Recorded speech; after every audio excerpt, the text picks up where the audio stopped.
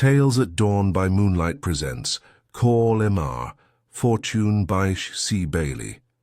Case number 2, The Sleeping Companion. Birdie screamed like a seagull and leapt onto the stage. The audience rumbled the usual applause, and Dr. Reggie Fortune put up his opera glasses. He considered himself a connoisseur in the art of music halls, and Birdie Bolton was unique and bizarre. She was no longer young, and had never been pretty.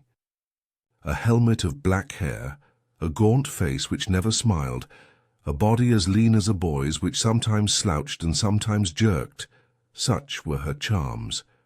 She wore nothing much above the waist but diamonds, and below it barbaric flounces in a maze of colour. She began to sing in a voice wildly unfit for the strange creature she looked, a small, sweet voice, and what she sang was a simple ditty about her true love forsaking her. And then she went mad. There was a shrieking chorus, "Can you imagine a steam whistle playing ragtime?" and a dance of weird, wild vehemence. The lean body was contorted a dozen ways at once. The long white arms whirled and stabbed. She seemed to be a dozen women fighting, and each of them a prodigy of force. It was not a pretty dance, but it had meaning. Birdie sank down panting on her crazy rainbow flounces and nodded at the audience which thundered at her.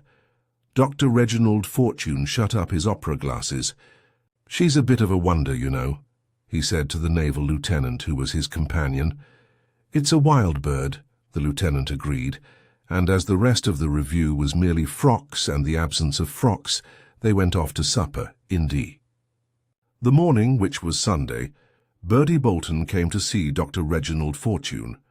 It was her remarkable creed that she could not live in a noise, and so for years she had owned a house in the still rural suburb of Westhampton, where Reggie and his father practiced. The elder Dr. Fortune at first looked after her, but when Reggie came on the scene, Miss Bolton, declaring with her usual frankness that she liked her doctors young, turned herself over to him. By daylight, Miss Bolton dressed, and even overdressed, the part of a brisk British spinster. She was very tailor-made and severely tweedy, and thus looked leaner than ever. But her eyes retained a gleam of devilment.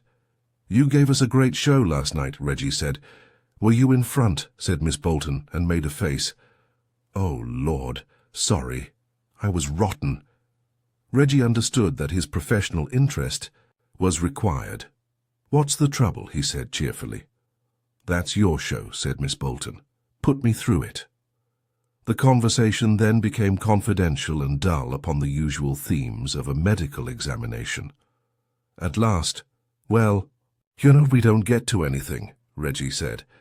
"This is all quite good and normal. What's making you anxious?" "Dreams," said Miss Bolton. "Why do I have dreams? I never dreamed in my life till now." "What sort of dreams?" "Oh, any old sort. Bally rot. One night it was a motor bus chivying me on the stage. One night May Weston was her companion. May would keep parrots in the bathroom. Then I hear a noise and wake up and there isn't any noise. Do you have this every night?" "Snakes. Not much. Now and again. But I say, Doc, it's not fair. I don't drink and I don't drug, but I'll be seeing pink rats if this goes on. Is there anything worrying you just now?" Was it possible that Miss Bolton blushed? Reggie could not be sure. "You're a bright boy, Doc, be good." She shook hands and gripped like a man. The big emerald she always wore ground into his fingers. "Birdie, the strong girl, bye-bye," she laughed. On the next morning, Reggie was just out of his bath when he was told that Miss Bolton's housekeeper had rung up. Miss Bolton had had an accident, and would he go at once?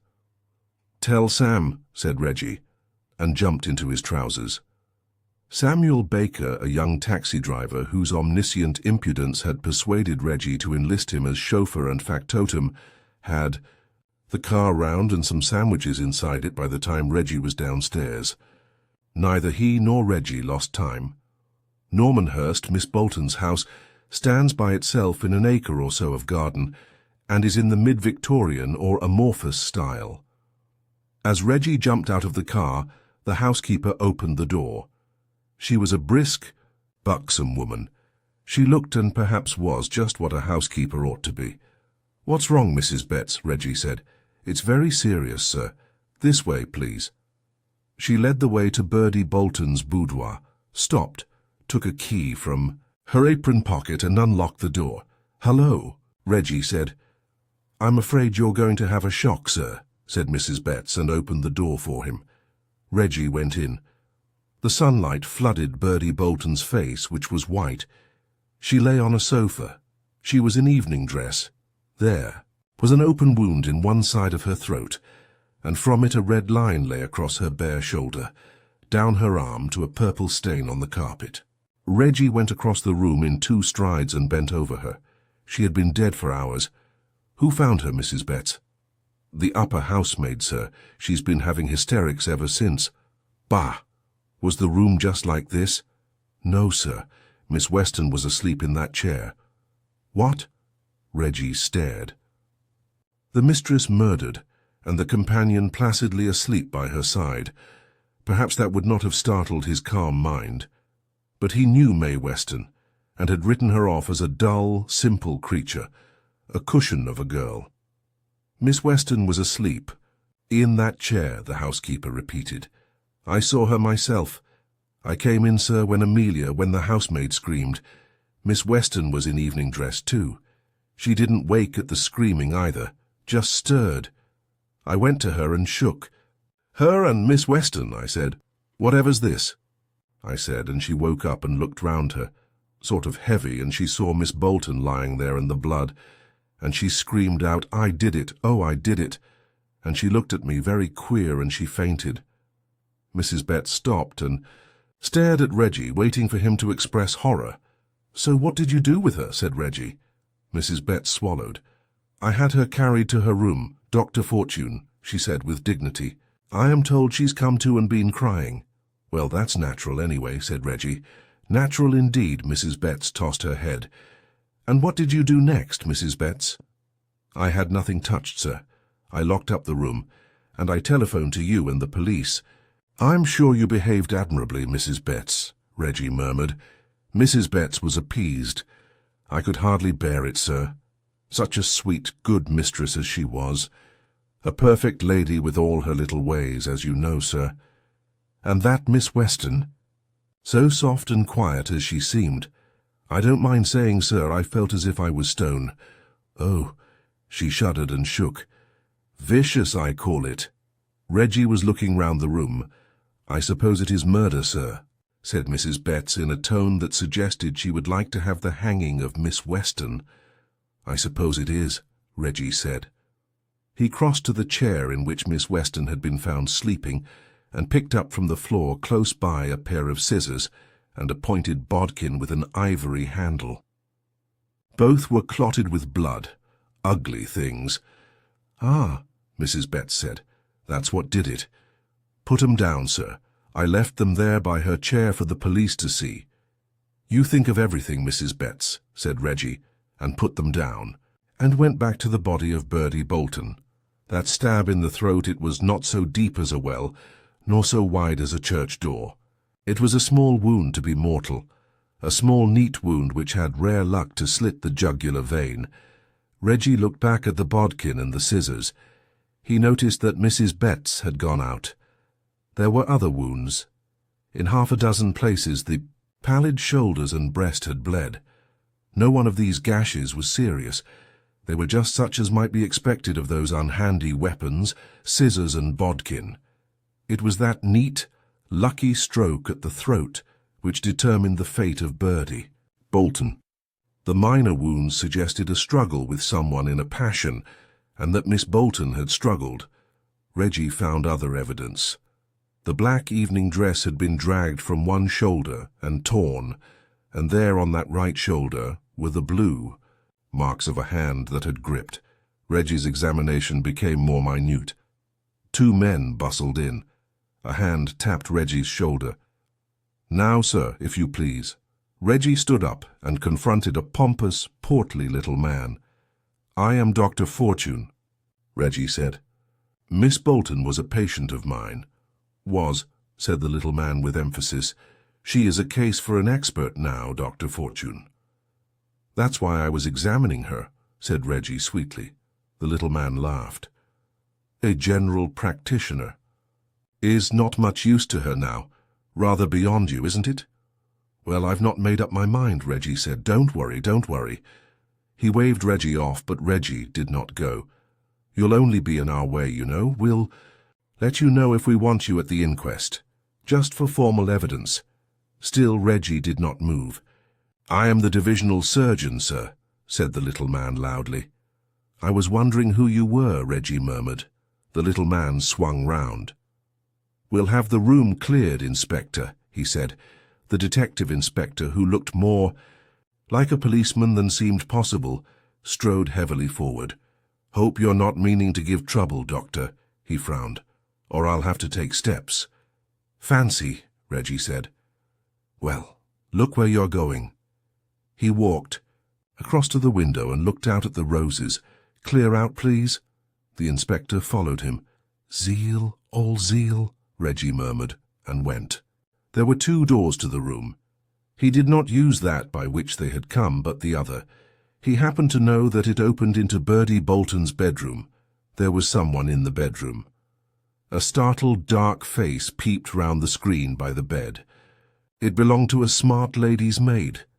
"Dear me, I thought this was the passage," Reggie said. "It is Miss Bolton's bedroom, poor Miss Bolton." The maid had a slight foreign accent. "Of course it is. And you're her maid, of course. Flora, isn't it?" "Yes, sir. Yes, Doctor." "Ah, you have seen Miss Bolton. You cannot do anything, no. Miss Bolton is dead, Flora." "I was so fond of her," Flora sighed. "Well, I liked her. I suppose you heard nothing last night?" "Ah, no, she have sent me to bed, and I sleep so sound." Reggie nodded. "It's a bad business, Flora. Take me to Miss Weston's room, will you?" "Miss Weston? Ah," Flora said with tragic intensity. You think she—" "I do not think, I feel," Flora said. "It's a bad habit. Well," and Flora led the way. She was a plump woman of some age, but still comely enough in a dark, heavy fashion. A tap at a door. "It is the doctor, Miss Weston," from Flora. A sullen voice. "You can come in," and in Reggie went. Mae Weston was a squalid sight. Her natural prettiness, the prettiness of fresh youth, the bloom of pink and white, the grace of full soft line had all gone from her. She lay a shapeless heap on her bed, her evening dress still on, and all crushed and crumpled and awry, her yellow hair half down and tousled, her face of a bluish pallor. "What do you want?" She stared at Reggie heavily. "Well, this won't do, will it?" Reggie smiled cheerfully and sat down beside the bed. "So why are you like this? Haven't you heard?" she cried. "I've heard and seen," Reggie said. "I can't do any more there, but perhaps I can here." He began to feel her pulse. "I'm not ill." "Well, you never know." He let her wrist go and bent over her. "Sleep rather sound, don't you?" "Oh," she shuddered. "Why do you look at me like that?" Reggie bent suddenly closer and as suddenly sat up again. Then he laughed. "Like what, my dear?" She stared at him and her lip quivered. You. Oh, do you think I can be mad?" Reggie shook his head. "Let's begin quite at the beginning. Let's preserve absolute calm. You dined with Miss Bolton last night alone? After dinner you went to her boudoir? That would be about 9? Yes. Mr. Ford came just after the coffee." "Ah, and who is Mr. Ford?" Mae Weston blushed. "Abundantly." He has been here a good deal," she stammered. "Oh, Dr. Fortune, it isn't his fault. Young or old, rich or poor, what is he? Of course he's young. I suppose he's rich. His father makes engines or something in Leeds, and he is in the London office." "Sounds solid," Reggie agreed. "And why does Mr. Ford call at 9 p.m.? Miss Weston's blushes were renewed. "He has been very often," she said, and wrung her hands. "I shall have to tell, Doctor, shan't I?" "Yes. He met Miss Bolton once at supper, and then he used to come here. Ah, good-looking fellow, is he? Oh yes, he is very big and handsome. And Miss Bolton liked him. Well, well. Reggie understood now why poor Bertie Bolton had been dreaming dreams of nights. Yes, said Mae Weston faintly. Oh, it's a shame. But I must tell. She thought he came to see her, but it was really to see you. Now let's get back to the coffee. He came last night. We were so gay. Miss Bolton, oh, poor Bertie. We can't undo that, my dear. Let's do what we can for her. Did he stay late? Rather. I don't know. I was sleepy. But Bertie was so gay. And then he went away and Bertie began to talk about him. I don't know how it happened. She said something and I felt I just had to tell her. I told her he had proposed to me and then she was furious. Oh, have you ever seen her in one of her rages? She was terrible. She said dreadful things. And I felt as if I couldn't do anything at all. I was dazed and faint and just sat. I know she hit me. I saw the bruise, Reggie said gently, looking at the blue mark on her neck. Then she stormed out of the room and, oh, doctor, I don't know. Perhaps I fainted. It was as if I was all lead in that chair. I thought I was asleep. And then it was like a horrible, horrible dream. I saw her being killed. She was on the sofa and someone was hitting at her. Oh, doctor, did I do it? Was it a dream? Did I really do it? You saw or you dreamed. Who was it struck her in your dream? Oh, I don't know. It was just like a dream when you can't tell. I know it was Bertie. But was it me killed her? The door was flung open. The detective inspector strode. In Mae Weston, he was more the policeman than ever. Reggie stood up. How civil you are, he said. You make yourself very busy, don't you? The inspector glared. Don't you interfere with me. Mae Weston, I shall charge you with the murder of your mistress, Bertie Bolton. Get up off that bed now. He's forgotten the rest of his part. Anything you say may be used in evidence against you, Miss Weston, so you'll say nothing, please. The inspector grew red and puffed and advanced upon Reggie. Here, you clear out of this. You're obstructing me and... Is it possible? Reggie drawled. Well, it isn't necessary anyway. And he left the inspector still swelling. It is fair to him to add, what he has since protested, that he never liked Mae Weston. Pussycat is his name for her, and he is not fond of cats. From her room he went to the telephone in the hall, and there the inspector, still rather flushed, found him again. And what might you be doing now if... You please? Said the inspector with constabulary sarcasm. Oh, I'm talking to Miss Bolton's solicitors. Hadn't you thought of talking to Miss Bolton's solicitors? Never you mind what I thought of. Don't you use that telephone again. I won't. Have it? Oh, yes, you will. Now I'm going to talk to Superintendent Bell. The inspector was visibly startled, for Superintendent Bell was near the summit of the Criminal Investigation Department. Any objection? No? How nice of you. He conferred with the telephone, and at length, Dr. Fortune. Yes. Oh, is that you, Bell? So glad. I wish you'd come along here, Normanhurst, West Hampton. One of my patients murdered. No, not by me. Quite unusual case. Yes, it is the Bertie Bolton case. The inspector in charge is such a good, kind man. Sweet face he has. You'll come right on? So glad. Reggie put down the receiver and smiled upon the puzzled inspector. That's that, he said, and went out. Samuel, the chauffeur, put away his picture paper. I want my camera, Reggie said, and Samuel touched his hat and drove off. Reggie sauntered into the garden.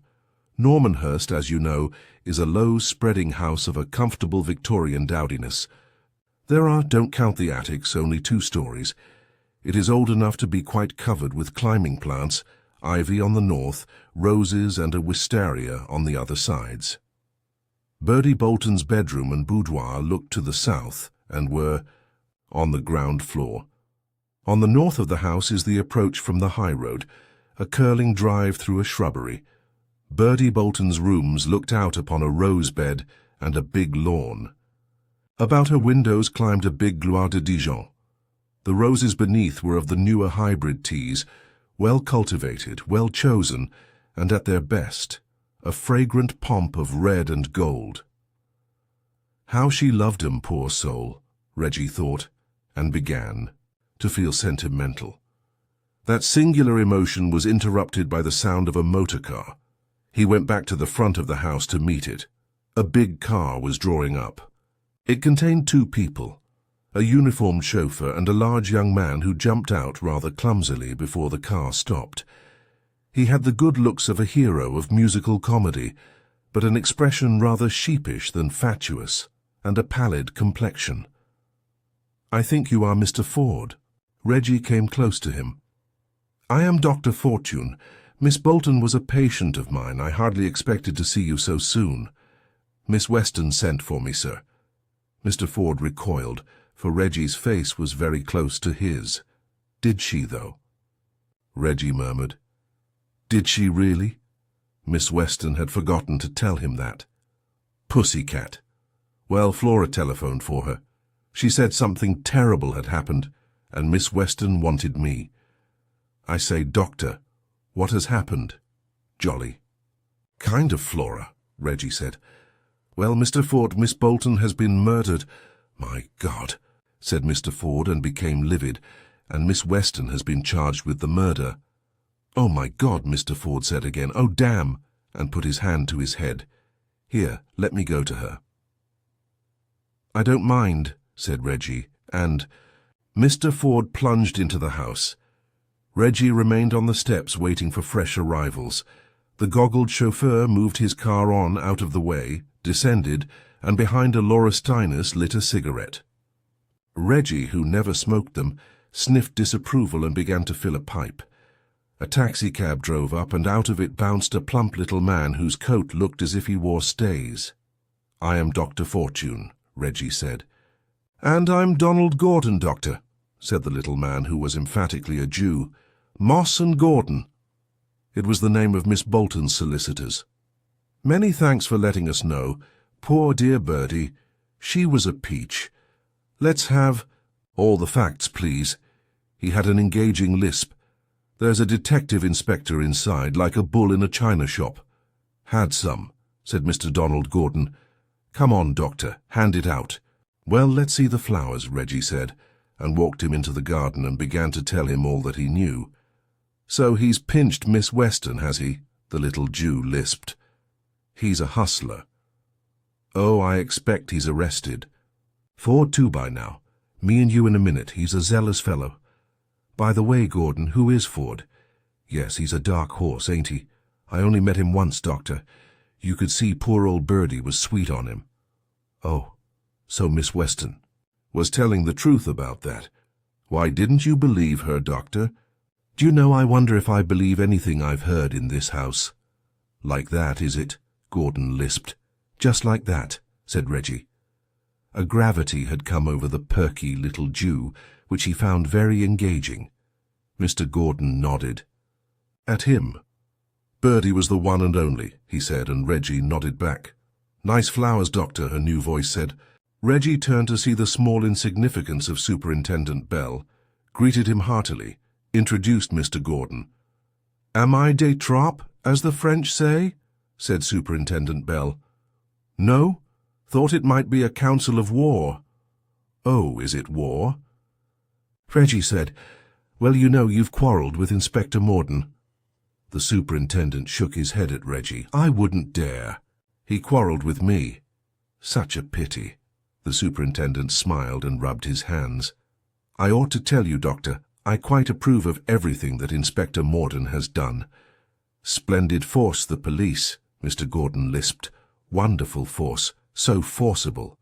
"Including the arrest of Miss Weston?" Reggie asked. "Well, well, anyone else you'd like to arrest?" "Anyone you suggest, Doctor. Now I ask you, what would you have done?" "Oh, I'm not in the force. We do have to be so careful," the superintendent sighed. "That's a handicap, that is. I wonder why you wanted me, Doctor. I'm frightened of your inspector. He's not chatty. I want to photograph the body." The superintendent turned to Gordon. "It's a taste, you know, that's what it is. He likes corpses. Speaking as man to man, Doctor, are you working with us? May I? That's very handsome. Yes. Inspector Morden, he has a kind of a manner, as you might say. I'll speak to him. Is there anything you'd like to tell me, Doctor? Nice flowers, aren't they? Reggie nodded to the rose bed under Bertie Bolton's window. It was minutely neat. Look as if they'd been brought up by hand, said the superintendent, but he looked at Reggie, not the roses. Anything. Queer, sir? There's that, Reggie said. He pointed to a spray of the Gloire de Dijon beside the window. It bore a bud. It had been broken, and the bud was limp and dead. That wasn't broken last night, said the superintendent. No, that's what's interesting, said Reggie, and turned away. At the door and in the drive there was some congested traffic. Mr. Ford's big car still waited. Reggie's humbler car had come back with his camera. The taxis of Mr. Gordon and Superintendent Bell took up more room. And yet another taxi was trying to get to the steps. Who's this, Superintendent? I dare say it'll be for Miss Weston, taking her to Holloway at once. Well, well, I dare say it's all for the best, but Miss Weston was not to go without a noise. Mr. Ford saw to that. At the head of the stairs, he conducted an altercation with Inspector Morden in which defiance, abuse, and profane swearing were his chief arguments. It was beastly stupid, and it was damned impudence to arrest Miss Weston, and it was also beastly impudence and damned stupid, and so forth. In the midst of which the wretched girl was shepherded by 2 detectives downstairs. My God, you might as well arrest me. Mr. Ford cried in final desperation. Perhaps I will, said the inspector heavily, and glowered at him. Mr. Ford paled and drew back. On the stairs below, Miss Weston stopped and turned. Oh, Edmund, don't, she said. They can't hurt. Me, you know they can't. Superintendent Bell drew Reggie aside. Think that throws any light? Reggie said. Well, not a searchlight, said the superintendent. Miss Weston was driven off. Mr. Ford, looking dazed, came slowly downstairs, and to him went Gordon. Better get her a solicitor, you know, Gordon said. By Jove, that's it, Mr. Ford cried and plunged out. The inspector and the superintendent exchanged glances and looked at Gordon. Why did you put him onto that, sir? Said the superintendent. Professional feeling, dear boy, Gordon smiled. Nice girl, ain't it? I fancy my firm are Miss Bolton's executors, and I fancy that bird is sole legatee. The superintendent pursed his lips. The inspector laughed. It grows, don't? It, sir? Just grows, he said. I would like to get on, Reggie yawned. That's right, said the superintendent, and took the inspector aside. Mr. Gordon, following Reggie to the boudoir, was distressed by the sight of the dead body, and said so. Reggie went on with his photography. First the stab in the throat, then the minor wounds, then the bruise on the shoulder. At which last Inspector Morden found him. Taking the wrong side, aren't you? He sneered. Oh, I'm taking all sides. Ever try it? Reggie said. Well, have you done, Doctor? The little Jew broke in. Can't we have her covered up? I'll have the body removed, sir, if the doctor has quite done, said the inspector. And so at last the body of Bertie Bolton was taken away to the mortuary, and Mr. Gordon, much relieved, flung open the windows and turned to his business, the secretaire and its papers. He worked quickly. Nothing there. But love letters. Wonder where she kept her will? There's a safe in the bedroom, I think, Reggie said. You bet there is. She had all her jewels in the house, I know, and she had some good stuff, poor old girl. Well, come on, here's her keys. They went into the bedroom, and the little Jew made for the safe. Reggie wandered across the room. It was a parquet floor with Persian rugs on it. He shifted one by the bedside. There was a small, dark stain. On the floor, still not dry. An exclamation from Gordon made him turn. Gordon had the safe open, and the safe, but for some papers in disorder, was empty. Not one bally-bangle left. Gordon cried. Not a sparkle of the whole outfit. Remember that ruby and diamond breastplate. Remember her pearls and the stuff that Indian Johnny gave her. My hat. Somebody's had a haul. A spasm crossed his face. I say, Doctor, you... were here when I opened the safe." "I was here," Reggie said stolidly. "I wasn't surprised." The little Jew gasped. "You remember that emerald she always wore? It wasn't on the dead body." "Oh, God," said Gordon, and with unsteady hands turned over the papers. "That's her script. More or less all there, I should say. Where's the will? I know she had her will, drew it myself." "What's that?" Reggie said. The one untidy thing in that very tidy room, a paper, lay by the fireplace. Gordon picked it up. "Here we are. Yes, may Grace Weston, my companion." "That's the document. Crumpled up and torn," he whistled. "As if Birdie was destroying it, and then biff." "Just as if she'd been destroying it," Reggie agreed. "That puts the lid on, don't it?" said the little Jew. "Miss Weston, oh law, there's a soft kid if you ever had one. Just shows you never know with girls, Doctor. Girls, girls, girls. Well, we'd better tell these bally policemen." So Inspector Morden, vastly to his satisfaction, was told, and Superintendent Bell, appearing from nowhere, heard, and agreed to search the house for the stolen jewels. "You gentlemen come too, please." He cocked an eye at Reggie. "Want to keep me under observation?" Reggie grinned back. "Want you to identify what we find," said the inspector. "You'll find something all right," said Reggie, but he showed little interest in the search, mooning after their men in and out of servants' bedrooms and yawning in corners. Inspector Morden had gone straight to Miss Weston's room, and from it he came glowing with triumph. He called for his superintendent. He collected Reggie and Gordon. "You gentlemen happen to recognize that?" He opened his big hand and showed the ring with the big emerald which Birdie Bolton had loved. "That's it," Gordon cried. "That's Birdie's. Coo! What a stone, ain't it?" "In Weston's room," the inspector proclaimed. "On the floor, just under the bed in Weston's room." "Only that and nothing more?" Reggie murmured. "Yes, where's the rest, Morden?" said Superintendent Bell. The inspector smote his thigh. "By George, I see it. I let that rascal Ford see the wench alone. He's gone off stuffed with the swag." "That's a thought," Reggie admitted, and the superintendent lifted an eyebrow at him. "You ought to have Ford watched." "No, I mean it. If I was you, Inspector, I'd have his place watched night and day." The inspector was visibly gratified. "I know my business, thank you," he said. "I say, Doctor, it is growing, isn't it?" "Oh, yes, as if it was forced." Reggie smiled. "What do you mean?" The inspector flushed. "You see, you're so witty, Morden," said the superintendent. "And that's that," Reggie yawned. "You don't really want me anymore. Goodbye. Oh, Inspector, I don't want you to be disappointed. The murder wasn't done in that room where you found the body. Goodbye." "Wasn't done?" The inspector stared after him. "Good Lord, he's mad." "Better get him to bite you, Morden," said the superintendent. That party did not meet again till the day of the inquest. Before the court met, Superintendent Bell called on Reggie and found him in a bad temper.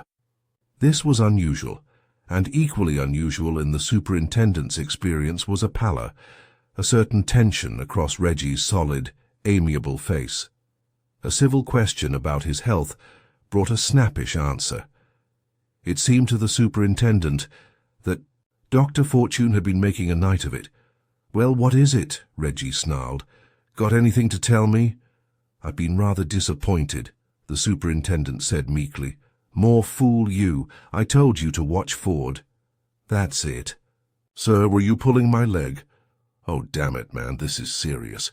Miss Bolton was a patient of mine. I don't let anyone but me kill my patients." "Very proper, I'm sure," the superintendent agreed. "But we have watched him, Doctor. Nothing doing."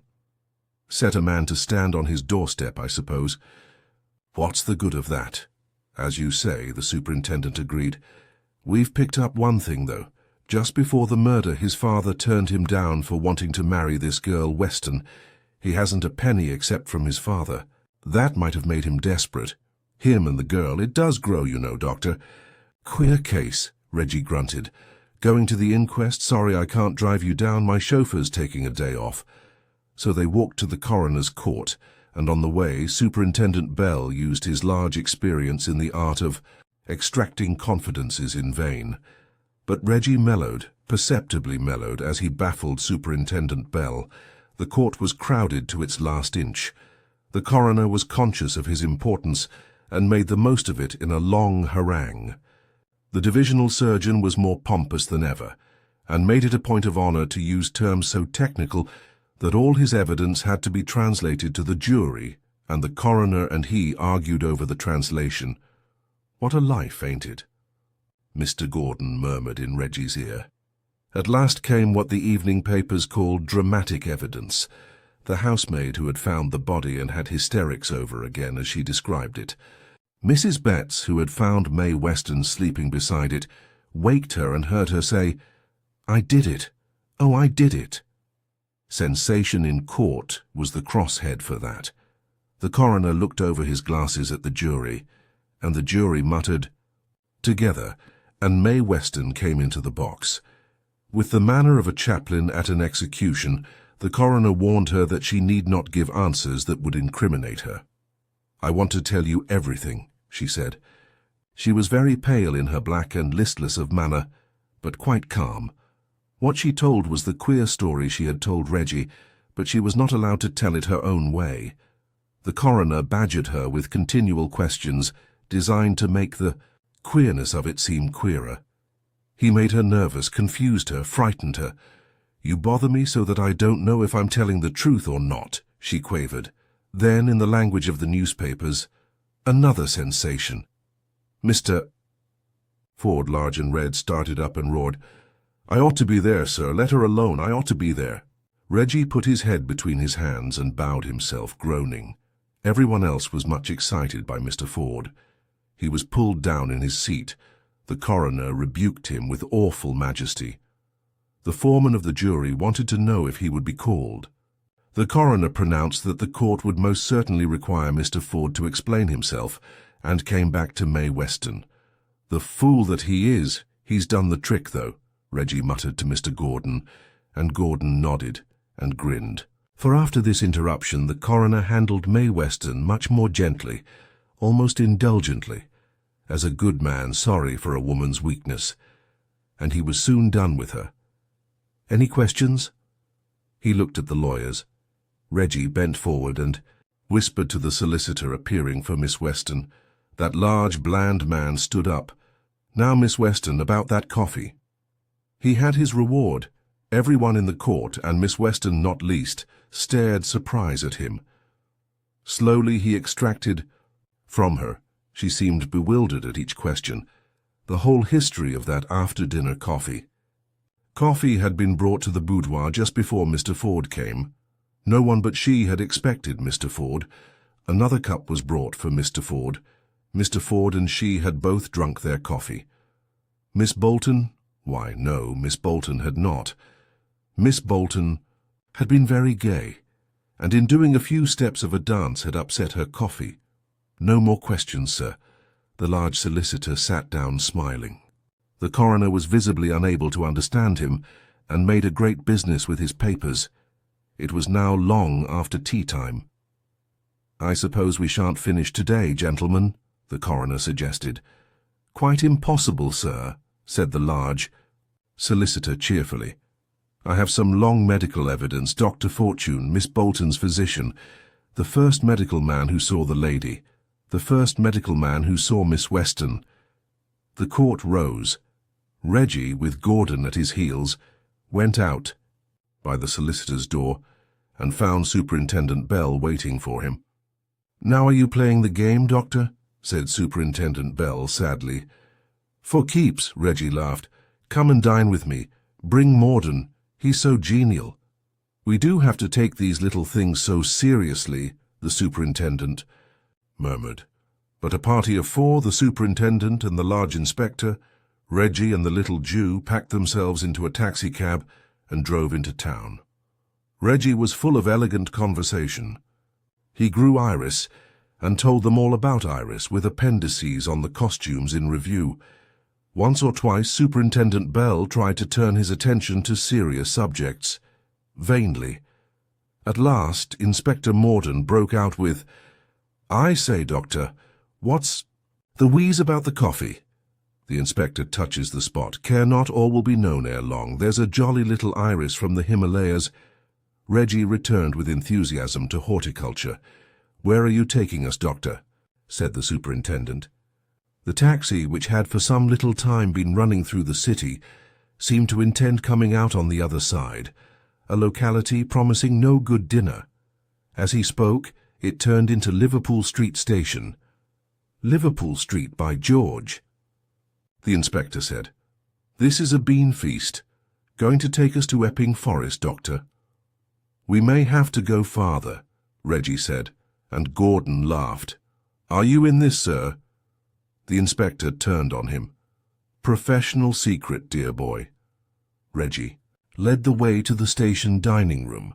I don't know the cook, but let's hope for the best. A tiring day, an active evening. Strength is what we need. Strength without somnolence. Salmon, I see. Lamb chops, I would add. One of your younger ducks would comfort me. Do you sleep after Burgundy, Inspector? A warm night, as you say. LaRose is a genial claret. Let us all be genial. Well, you're a bit supercilious, the inspector complained. How can you say so? I am keeping all the glory for you. Glory on ice. All ready for Inspector Morden. So gather you roses while you may. Talking of roses, what do you think of the hybrid Austrian briars? He explained what he thought of them to a silent audience, sliding gracefully into an appreciation of salmon eaten at Waterford, at Exeter and at Berwick. Few are the men who will not talk about food. The detectives produced much valuable experience of bourgeois cookery, and the dinner went merrily.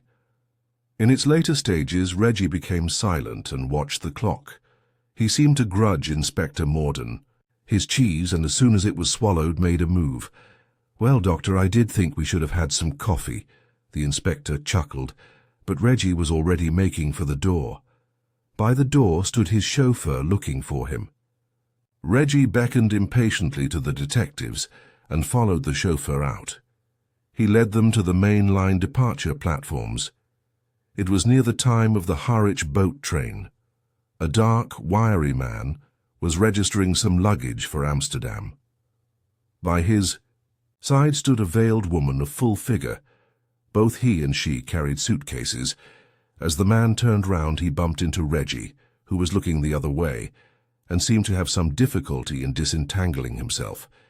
He glared at Reggie and hurried away. The woman was ahead of him. Reggie grabbed Superintendent Bell. See that pair? Take them both. Picking my pocket. Get the bags. Bell and Morden hurried after the pair. Bell tapped the man's shoulder, and he jumped round. I thought so.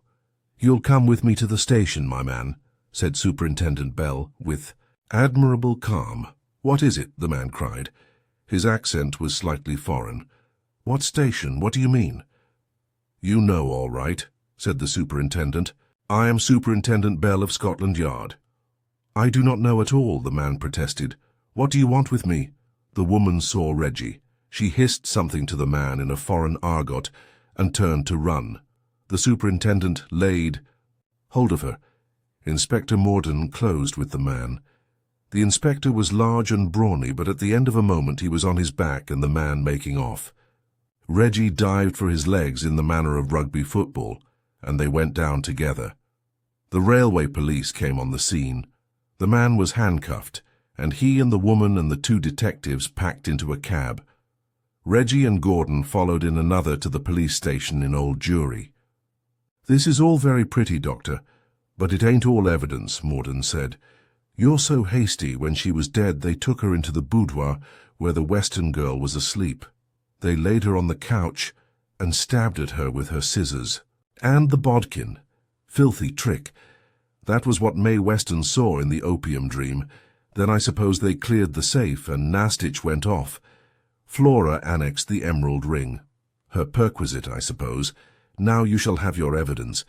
When I came to the body, I saw those scissors never did the business. Ever tried killing anybody with scissors, Inspector? Poor game. No, we wanted something like this. He fingered the knife affectionately. Just like this. Also, somebody had left his mark on Birdie, a queer hand. A hand that wasn't quite. Or there. Long fingers with no top joint. Did you notice Mr. Nastitch's left hand? The detectives looked at each other. That was in a burglary in New York, said the superintendent. He escaped out of a window and a constable smashed his hand on the sill. So I photographed the wound and the bruise. Well, when I saw Weston, I saw she had really been drugged. Contracted pupils, bluish pallor. Morphia. Same symptoms. In Ford. Why should they drug themselves and not drug Birdie? That ruled them out. Also, I surprised Flora in Birdie's bedroom doing something by the bed. When I browsed round afterwards, I found a wet blood stain under a clean rug. When Flora knew the Weston girl was arrested and the jewels had been missed, she chucked the ring into Weston's room. While you were searching the house, I drifted into Miss Flora's room. Several medicine bottles about, one of them empty. That had carried a strong solution of morphia. So I set my chauffeur to watch for Flora, and that night she went off to the lodgings of Nastitch. She's been buzzing round ever since. Well? Well, sir, it's a good thing you didn't take. To crime, said Superintendent Bell. Oh, that's much harder, said Reggie. Subscribe for more such stories. When they arrived, the two prisoners were already in the charge room, and the woman was protesting vehemently, to the great edification of the uniformed inspector at the desk and a plainclothes friend of his, and the embarrassment of Superintendent Bell and Inspector Mordan. It was an outrage. Why did they assault her and her husband? Why? They were respectable people. She would not endure it. Oh, Flora, Flora. Reggie shook his head at her. The woman whirled round on him. It is you then, the doctor. You are a traitor. You are a wicked villain. I spit upon you. And she did. The man said something to her in the strange foreign argot they seemed to use between themselves, and she was silent. The plainclothes man came forward, grinning. Why, Bunko?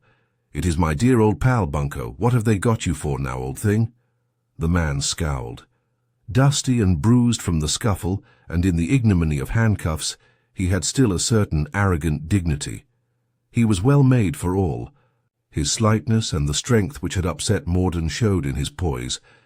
It was a dark, aquiline face with a good brow, but passionate and cruel. What is the charge, Doctor? Said Superintendent Bell. Oh, on the 7th instant, murder of Wilhelmina, otherwise Birdie Bolton, Reggie drawled. Better search them. It is a lie, Flora screamed, and continued to scream. Reggie and Gordon were smoking in another room when Bell and Mordan came back with the results of the search. A suitcase was put on the table, opened, and seemed to be full of light, a mass of jewels. Can you identify, gentlemen? Mordan said. Superintendent Bell laid on the table a sheath knife, an unusual knife, rather long, rather narrow, rather stiff. I'll identify that, Reggie said and took it up. That's the thing that killed her. Coup, said Mr. Gordon. You've got a real head, Doctor. This is Birdie's bunch, all right. Swear to those rubies anywhere. Who's the man? Said Reggie. Superintendent Bell sat down with a bump. He asked me that. He appealed to the company. I put it to you. He asks me that.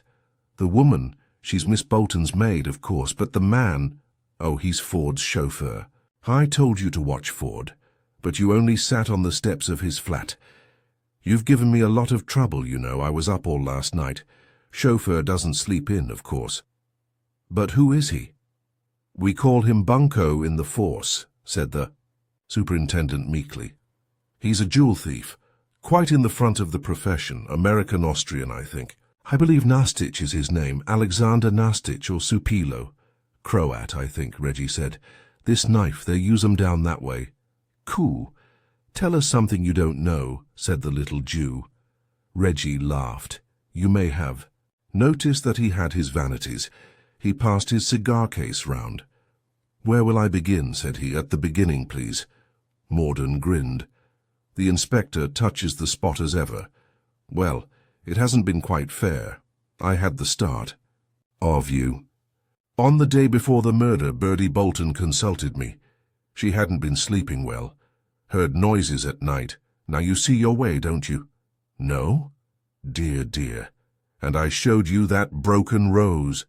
Well, well, these two beauties, Flora and Nastich, I suppose they got their situations to have a go for the jewels.